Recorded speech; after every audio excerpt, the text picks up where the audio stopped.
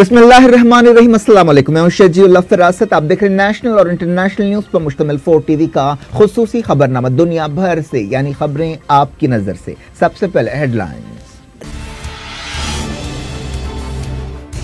Prince Mohammad को किसी भी वक्त सऊदी अरब का बादशाह बनाया जा सकता है, अरब मीडिया में कयास आराइयां।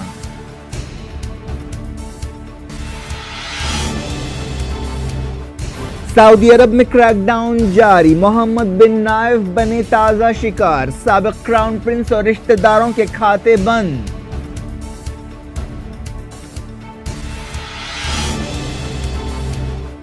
ह्यूमन राइट्स वॉच ने सऊदी क्रैकडाउन पर किया फिक्रमंदी का इजहार, यमन के अल हुसियों ने शहजादों को पनाह की पेशकश की।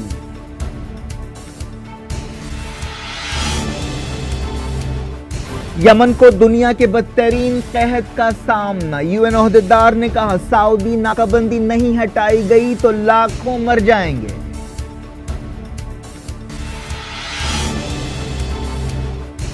जब तक जारहियत रहेगी सऊदी अरब में हमले करते रहेंगे, यमन के अल हुसियों ने दी वार्निंग।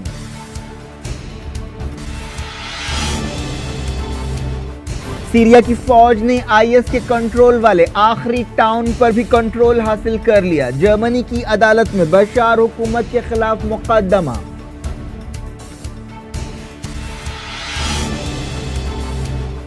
इस्राएली फौज ने फलस्तीनी बच्चों को यासिर अराफात की बरसी मनाने से रोक दिया, रामल्ला के स्कूलों में धावे।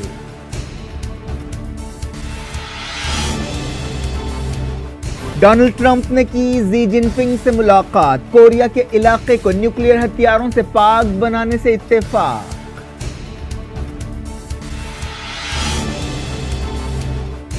आलमी लीडर्स रोहिंग्या मसला हल करें, एशिया में अहम चोटी कॉन्फ्रेंस से पहले ह्यूमन राइट्स वॉच का मुतालबा।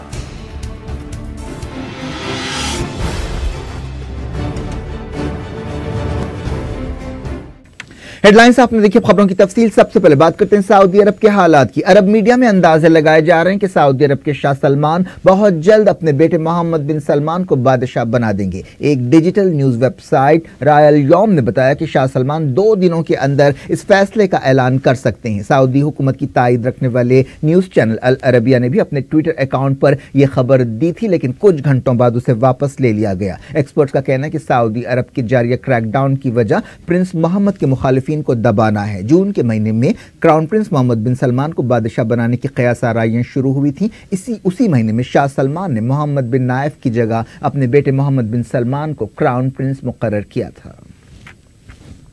सऊदी अरब से मिलने वाली खबरों में कहा गया कि साबिक क्राउन प्रिंस मोहम्मद बिन नाइफ हुकूमत के क्रैकडाउन का ताज़ा शिकार बने हैं। न्यूज़ एजेंसी राइटर और वॉल स्ट्रीट जर्नल ने बताया कि मोहम्मद बिन नाइफ और उनके करीबी रिश्तेदारों के बैंक खाते फ्रीज कर दिए गए हैं। मीडिया के दोनों इदारों ने करीबी लोगों के हवाले से ये बात बताई। पिछले कुछ दिनों में शाही खानदान के कई अरकान, वजीरों, साबिक वजीरों और सरकारी ओहदेदारों और ताजिरों और दूसरी अहम शख्सियतों को गिरफ्तार किया गया है। उन पर करप्शन के इल्जामात लगाए गए हैं। गिरफ्तार किए गए लोगों में कम से कम 11 शहजादे, 4 वजीर और कई साबिक वजीर शामिल हैं। सऊदी अरब में ऐसे क्रैकडाउन की मिसाल नहीं मिलती जिससे मुल्क हिल कर रह गया है। अमेरिका से काम करने वाली इंसानी हकूक की तंजीम ह्यूमन राइट्स वॉच ने सऊदी अरब में क्रैकडाउन पर फिक्रमंदी का इजहार किया है। ह्यूमन राइट्स वॉच की मिडल ईस्ट डायरेक्टर सारा वाटसन ने कहा कि रातों रात करप्शन के खिलाफ एक अथॉरिटी बनाई गई और लोगों को बड़े पैमाने पर गिरफ्तार किया गया। ऐसी गिरफ्तारियों की कोई बुनियाद नहीं है। उन्होंने कहा कि करप्शन के नाम पर यह गिरफ्तारियां हो रही हैं, लेकिन असल बात यह है कि इसका ताल्लुक मुल्क की अंदरूनी सियासी कशमकश से है। ईरान के सदर हसन रूहानी ने सऊदी अरब को खबरदार किया कि वो दूसरे मुल्कों में मुश्किलें पैदा करने के बजाय पहले अपने मसाइल हल करे। ईरानी सदर की वेबसाइट पर हसन रूहानी के हवाले से ये बात बताई गई है। यमन के अल हुसियों ने सऊदी अरब में हुकूमत के इताब का सामना करने वाले शहजादों को सियासी पनाह देने की पेशकश की है। अल जजीरा चैनल ने अल हुसी लीडर्स के हवाले से बताया कि कोई भी सऊदी प्रिंस या सऊदी शहरी अगर पनाह का ख्वाहिशमंद है तो यमन अपने भाइयों का इस्तकबाल करेगा। अल हुसियों के हवाले से कहा गया कि हम अल सऊद खानदान के किसी भी रुकन या सऊदी अरब के किसी भी शहरी को पनाह देने के लिए तैयार हैं जिन्हें क्रैकडाउन की वजह से मुल्क छोड़ना पड़ सकता है। अल हुसी ओहदेदारों के हवाले से कहा गया कि यह पेशकश 100% सच्ची है और अल हुसियों को इस सूरत हाल से कोई सियासी फायदा उठाने में कोई दिलचस्पी नहीं है। ताजा रिपोर्ट्स में कहा गया कि क्रैकडाउन शुरू होने के बाद से कम 1700 बैंक खाते फ्रीज किए गए हैं और ये तादाद और ज्यादा भी हो सकती है। ऐसे ख्यालात भी जाहिर किए जा रहे हैं कि इन हालात का असर सऊदी मार्केट्स पर पड़ सकता है। यूनाइटेड नेशंस के ओहदेदारों ने वार्निंग दी है कि अगर सऊदी इत्तेहाद यमन में हमले बंद नहीं करेगा और नाकाबंदी नहीं उठाएगा तो मुल्क में लाखों लोग मारे जाएंगे जो बदतरीन कहत से दो चार हैं। सऊदी इत्तेहाद ने हाल ही में यमन की समंदरी, हवाई और जमीनी नाकाबंदी की है। सऊदी अरब के दारुल रियाद में हफ्ते को यमन से एक मिसाइल हमला किया गया था। नाकाबंदी के बाद यमन में खाने पीने की चीजों की कीमतों में कई गुना इजाफा हुआ है और इंसानी इमदाद ले जाने वाली फ्लाइट्स का पहुंचना भी मुश्किल हो गया है। यूनाइटेड नेशंस की सिक्योरिटी काउंसिल में ब्रीफिंग के बाद इंसानी मामला से मुताल्लिक इदारे के चीफ मार्क लोकॉक ने कहा कि इस कदम से भयानक इंसानी बहरान पैदा हो सकता है। यूएन ओहदेदार ने, जिन्होंने अक्टूबर में यमन का दौरा किया था, मीडिया से बातचीत करते हुए कहा कि उन्होंने सिक्योरिटी काउंसिल से कहा है कि अगर ये फैसला यानी नाकाबंदी के फैसले वापस नहीं लिए जाते तो यमन में बदतरीन कहत आएगा। उन्होंने कहा कि यह वैसा कहत नहीं होगा जो हमने इस साल साउथ सूडान में देखा है जिससे हजारों लोग मुतासिर हुए हैं। यह वैसा कहत भी नहीं होगा जैसा 2011 में सोमालिया में देखा गया था जिसमें 2 लाख से ज्यादा लोगों की मौत हो गई थी, बल्कि ये दुनिया का बदतरीन कहत होगा जिसमें लाखों लोग मुतासिर होंगे। यूएन ओहदेदार की इस वार्निंग के बाद सिक्योरिटी काउंसिल ने यमन के हालात पर गौर किया। इस मीटिंग में अल-हुसियों की तरफ से रियाद पर हमले की मजम्मत भी की गई। इटली के सफीर ने, जो सिक्योरिटी काउंसिल के मौजूदा सदर हैं, यमन में इंसानी बहरान पर फिक्रमंदी का इजहार किया और तमाम बंदरगाहों और एयरपोर्ट्स को बहाल करने की जरूरत पर जोर दिया। ह्यूमन राइट्स वॉच की यमन से मुताल्लिक ओहदेदार क्रिस्टिन बैकरेल ने कहा कि सफारतकार सिर्फ जबानी हमदर्दी ना करें और ठोस काम करें। उन्होंने कहा कि अमरीका और बरतानिया के लिए सिर्फ यह कहना काफी नहीं है कि हम यमन में कहत के ताल्लुक से फिक्रमंद हैं। यमन तकरीबन 2.5 साल से जंग की वजह से तबाह हाल है। यूनाइटेड नेशंस का कहना है कि मार्च 2015 से जारी सऊदी हमलों की वजह से 10,000 से ज्यादा लोग हलाक हुए हैं और 70 लाख से ज्यादा लोग खाने पीने के मोहताज हो गए हैं। लाखों लोग ऐसे हैं जिन्हें इलाज, पानी और दूसरी बुनियादी जरूरतें नहीं मिल रही हैं। यमन में हैजे की वबा फूट पड़ी है। अप्रैल के महीने से हैजे के 9 लाख से ज्यादा केसेस देखे गए हैं।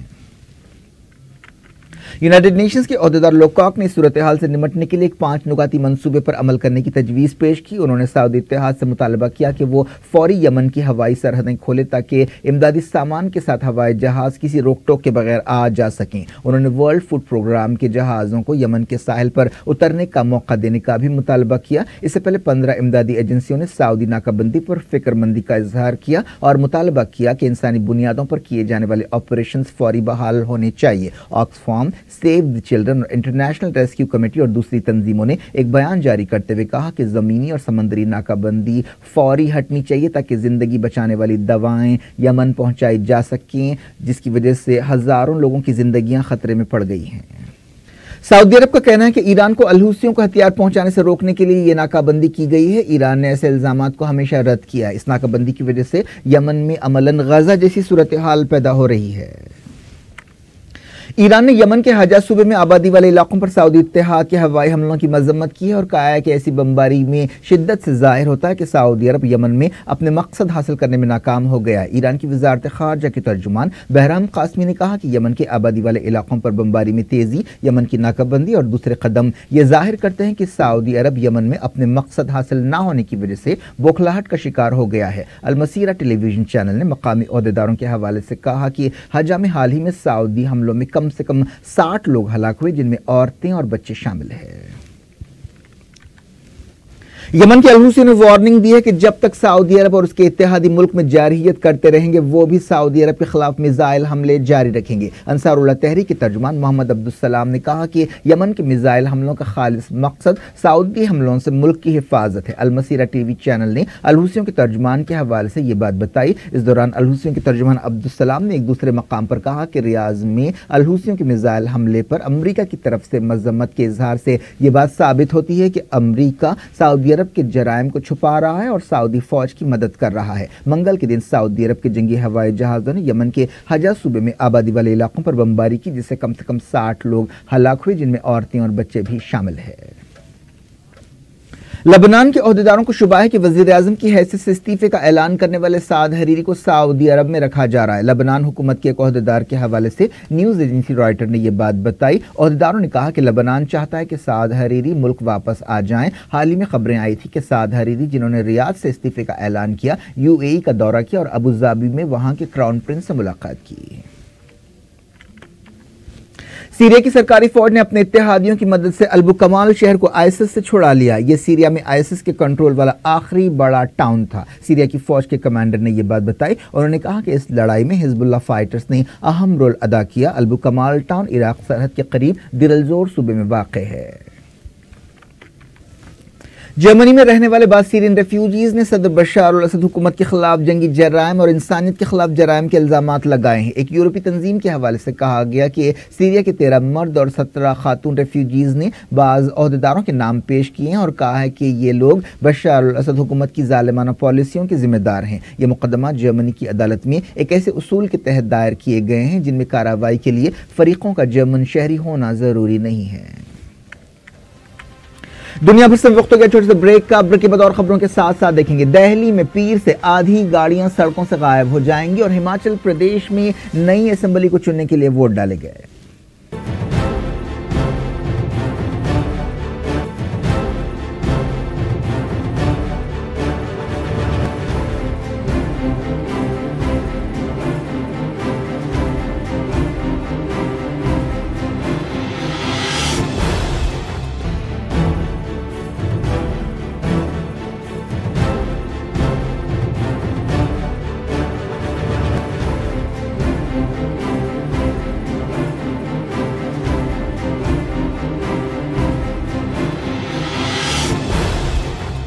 Welcome back. आप देख रहे हैं अपना पसंदीदा खबरनामा दुनिया भर से और मैं हूं शजीउल्लाह फिरासत। इस खबरनामे में हम आपके लिए लाते हैं दुनिया के गोशे गोशे से आप ही की पसंद और दिलचस्पी की खबरें। आगे बढ़ने से पहले हेडलाइंस एक बार फिर।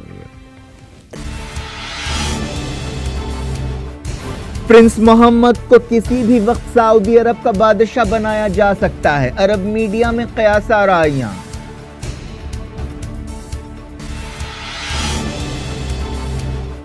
सऊदी अरब में क्रैकडाउन जारी, मोहम्मद बिन नाइफ बने ताजा शिकार, साबिक क्राउन प्रिंस और रिश्तेदारों के खाते बंद।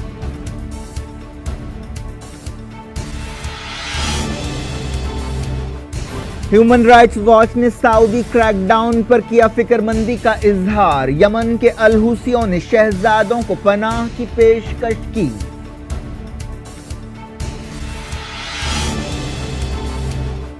यमन को दुनिया के बदतरीन कहत का सामना, यूएन ओहदेदार ने कहा सऊदी नाकाबंदी नहीं हटाई गई तो लाखों मर जाएंगे।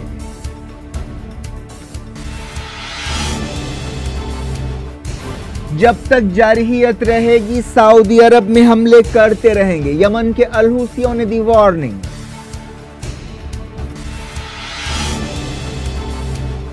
सीरिया की फौज ने आईएस के कंट्रोल वाले आखिरी टाउन पर भी कंट्रोल हासिल कर लिया। जर्मनी की अदालत में बशार हुकूमत के खिलाफ मुकदमा।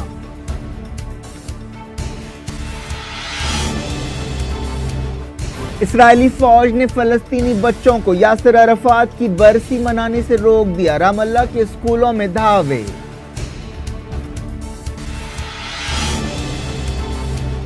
डोनाल्ड ट्रंप ने की जी जिनपिंग से मुलाकात, कोरिया के इलाके को न्यूक्लियर हथियारों से पाक बनाने से इत्तेफाक।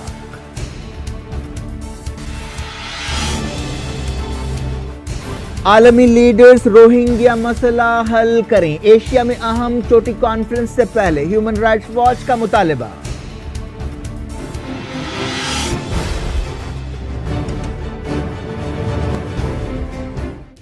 डायरेक्ट इंटरनेशनल न्यूज के सिलसिले को यूरोपीय यूनियन के खारजा पॉलिसी चीफ फेडेरिका मोगेरिनी ने कहा है कि ईरान और 6 आलमी ताकतों के दरमियान न्यूक्लियर समझौते का इस्लामी जमहूरिया की मिसाइल प्रोग्राम से कोई ताल्लुक नहीं है। उन्होंने एक बार फिर न्यूक्लियर समझौते को बरकरार रखने की अहमियत पर जोर दिया। ब्रुसेल्स में नाटो के डिफेंस मिनिस्टर्स की मीटिंग से पहले मीडिया से बातचीत करते हुए फेडेरिका मोगेरिनी ने यह बात कही। इससे पहले उन्होंने अमरीका का दौरा किया और अमरीका से कहा कि वो न्यूक्लियर डील के तहत अपनी जिम्मेदारियों को पूरा करे।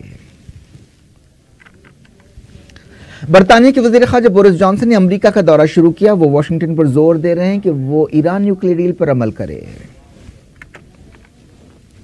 बरतानिया की एक वजीर प्रीति पटेल ने इसराइली ओहदेदारों के साथ खुफिया मुलाकातों का राज फाश होने के बाद इस्तीफा दे दिया है। उन्होंने इसराइल के वजीर आजम बेंजामिन नेतन्याहू से भी खुफिया मुलाकात की थी। वो बरतानिया में इंटरनेशनल डेवलपमेंट की वजीर थी। उन्हें ये खबरें सामने आने के बाद वजीर आजम थेरेसा मे ने तलब किया। पता चला है कि उन्होंने इसराइल के सियासतदानों और दूसरे ओहदेदारों के साथ अगस्त के महीने में छुट्टियों के दौरान 12 मुलाकातें की। इन मुलाकातों को सिफारती प्रोटोकॉल की खिलाफ वर्जी करार दिया गया है। प्रीति पटेल ने इस्तीफे में माफी भी मांगी है। खबरों में कहा गया कि प्रीति पटेल ने इसराइली ओहदेदारों के साथ कई मुलाकातें युगांडा में की। उन्होंने इसराइल का भी दौरा किया, जहां वो वजीर आजम नेतन्याहू से मिली। उन्होंने इसराइल के सिक्योरिटी मिनिस्टर गिलाद एर्दान के साथ भी मुलाकात की। मीडिया की खबरों में कहा गया कि प्रीति पटेल ने गोलान पहाड़ियों के करीब इसराइल के एक आर्मी हॉस्पिटल का दौरा भी किया। इसराइली फौज के तर्जुमान ने तस्दीक की कि वजारत खारजा ने इन मुलाकातों का इंतजाम किया था।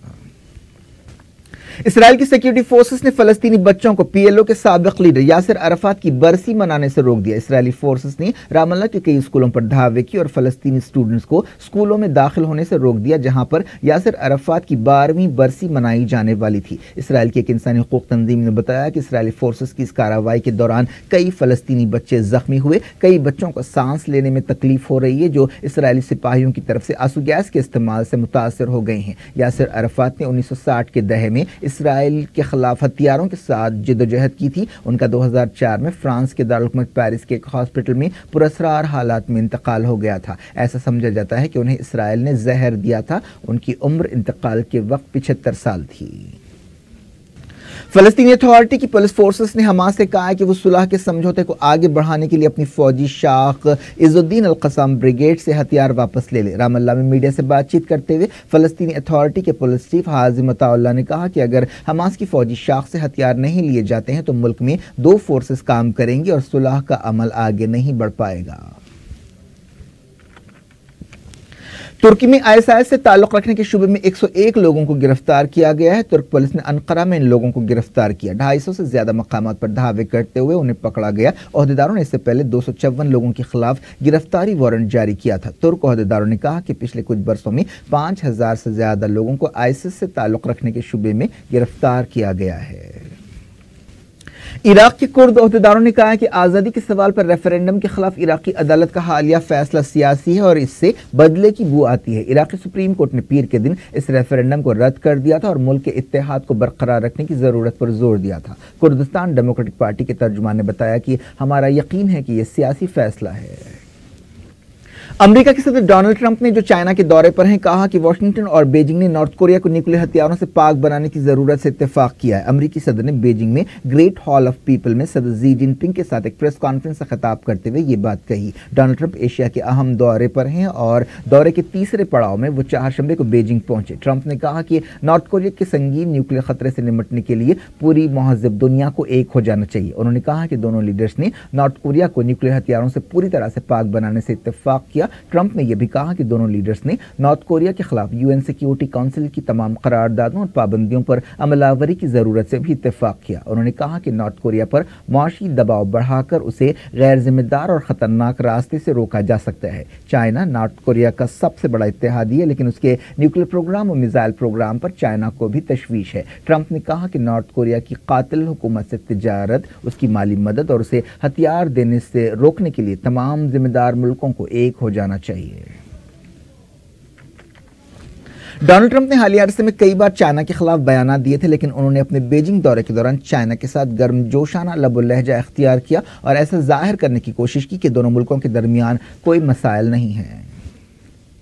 इससे पहले ट्रंप ने जी जिनपिंग के साथ मुलाकात के दौरान कहा कि उनका मानना है कि नॉर्थ कोरिया मसले का एक हल मौजूद है, लेकिन उन्होंने इस बारे में कुछ तफसील नहीं बताई। इस मौके पर जी जिनपिंग ने कहा कि चाइना नॉर्थ कोरिया के मसले और दूसरे इलाकाई और आलमी मसाइल पर वाशिंगटन के साथ ताउन का पाबंद है। उन्होंने कहा कि उनका मुल्क कोरिया के इलाके को न्यूक्लियर हथियारों से पाक बनाने की कोशिशें जारी रखेगा। नॉर्थ कोरिया की तरफ से कई न्यूक्लियर और मिसाइल तजुर्बात के बाद कोरिया के इलाके में काफी तनाव पैदा हो गया है और खित्ते में जंग के बादल मंडला रहे हैं। सदर डोनाल्ड ट्रंप और नॉर्थ कोरिया के लीडर किम जोंग उन ने एक दूसरे के खिलाफ कई बार सख्त बयान दिए हैं। ट्रंप ने इससे पहले साउथ कोरिया और जापान का दौरा किया। उनके इस दौरे के दौरान नॉर्थ कोरिया का मसला ही छाया हुआ है।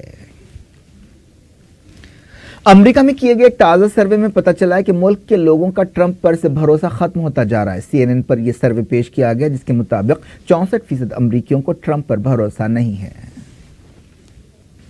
ह्यूमन राइट्स वॉच ने दुनिया के लीडर से कहा है कि वो म्यांमार के रोहिंग्या मुसलमानों के मसले को हल करें, जिन्हें हुकूमत के क्रैकडाउन की वजह से मुल्क छोड़ना पड़ा। न्यूयॉर्क से काम करने वाली इंसानी हुकूक की तंजीम ने यह बात एक ऐसे वक्त कही जब दुनिया के कई मुल्कों के लीडर्स 10 से 14 नवंबर के दौरान चोटी कॉन्फ्रेंस के लिए जमा हो रहे हैं। ह्यूमन राइट्स वॉच के एशिया डायरेक्टर ब्रैड एडम्स ने कहा कि रोहिंग्या बहरान कई बरसों का सबसे बदतरीन बहरान है और यह इस बात का तकाजा करता है कि सूरत हाल को बेहतर बनाने के लिए मिलकर कोशिशें करनी चाहिए। उन्होंने कहा कि दुनिया के लीडर्स को इस चोटी कॉन्फ्रेंस से म्यांमार के बारे में कोई फैसला किए बगैर वापस नहीं होना चाहिए और म्यांमार हुकूमत पर दबाव डालना चाहिए। एशिया पैसिफिक इकोनॉमिक कोऑपरेशन की कॉन्फ्रेंस 10 नवंबर से वियतनाम में होने वाली है, जिसमें कई मुल्कों के लीडर्स हिस्सा लेंगे। इन मुल्कों में America, China, Japan, Russia, Canada और ऑस्ट्रेलिया शामिल है। इसके अलावा आसियान लीडर्स की एक मीटिंग 12 नवंबर से मनीला में होने वाली है। अब बात करते हैं अपने मुल्क की कुछ खबरों की। दिल्ली में पोल्यूशन की खतरनाक सूरत हाल से निपटने के लिए पीर से ऑड इवन स्कीम दोबारा शुरू की जाएगी। इसका यह मतलब है कि पीर के दिन से आधी गाड़ियां सड़कों से गायब हो जाएंगी। सबसे पहले जनवरी 2016 में ऑड इवन स्कीम पर अमल किया गया था। इस तरह दिल्ली के अवाम को कम से कम 5 दिनों तक ऑड इवन स्कीम से होने वाली मुश्किलों के लिए तैयार रहना पड़ेगा। ट्रांसपोर्ट के वजीर कैलाश गहलोत ने न्यूज एजेंसी PTI को यह बात बताई। दिल्ली के चीफ मिनिस्टर अरविंद केजरीवाल ने कौमी दारुलहुकूमत में आलूदगी या पोल्यूशन की खतरनाक सूरत हाल पर तबसरा करते हुए कहा कि दिल्ली एक गैस चैम्बर बन गई है। माहौलियात के मरकजी वजीर हर्षवर्धन ने इस दौरान कहा कि दिल्ली में खराब माहौल के बारे में परेशान होने की जरूरत नहीं है। उन्होंने कहा कि अगले कुछ दिनों में सूरत हाल नॉर्मल हो जाएगी। हिमाचल प्रदेश में नई असेंबली को चुनने के लिए जुमेरात को वोट डाले गए। वोटर्स की बड़ी तादाद ने जोशो खरोश के साथ वोटिंग में हिस्सा लिया। इस मौके पर सिक्योरिटी के सख्त इंतजाम किए गए। फिलहाल हिमाचल प्रदेश में कांग्रेस की हुकूमत है। कांग्रेस और बीजेपी दोनों ने इलेक्शंस की मुहिम के दौरान एड़ी चोटी का जोर लगा दिया। हिमाचल के बाद गुजरात में भी इलेक्शंस होने वाले हैं। इन इलेक्शंस को नोटबंदी और GST के बाद बीजेपी और वजीर आजम नरेंद्र मोदी की मकबूलियत का इम्तिहान समझा जा रहा है। तमिलनाडु में इनकम टैक्स अहदेदारों ने कई जगह शशिकला के मकानात, दफ्तरों और फार्म हाउसेस पर धावे किए। चेन्नई, कांचीपुरम, तिरुवल्लुर, पुडुकट्टी और कर्नाटक के दारुलहुकूमत बेंगलुरु में शशिकला और उनसे ताल्लुक रखने वाले लोगों के मकानात और मकामात पर धावे किए गए। क्या कुछ हो रहा है आपकी दुनिया में, आखिर में हेडलाइंस दुनिया भर से एक बार फिर देखते हैं। प्रिंस मोहम्मद को किसी भी वक्त सऊदी अरब का बादशाह बनाया जा सकता है, अरब मीडिया में कयास आराइयां।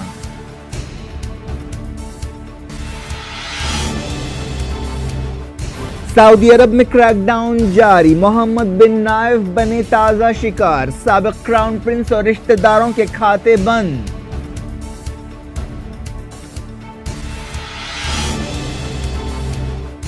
ह्यूमन राइट्स वॉच ने सऊदी क्रैकडाउन पर किया फिक्रमंदी का इजहार। यमन के अल हुसियों ने शहजादों को पनाह की पेशकश की।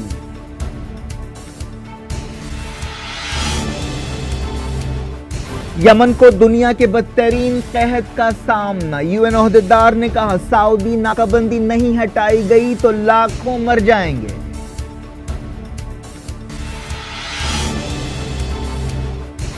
जब तक जारहियत रहेगी सऊदी अरब में हमले करते रहेंगे, यमन के अल हुसियों ने दी वार्निंग।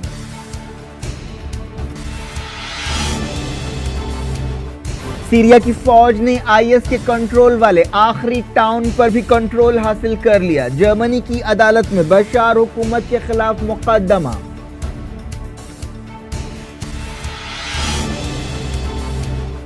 इस्राएली फौज ने फलस्तीनी बच्चों को यासिर अराफात की बरसी मनाने से रोक दिया। रामल्ला के स्कूलों में धावे।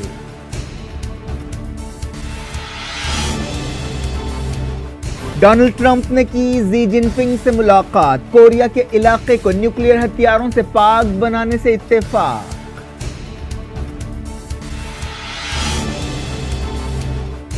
आलमी लीडर्स रोहिंग्या मसला हल करें, एशिया में अहम चोटी कॉन्फ्रेंस से पहले ह्यूमन राइट्स वॉच का मुतालिबा।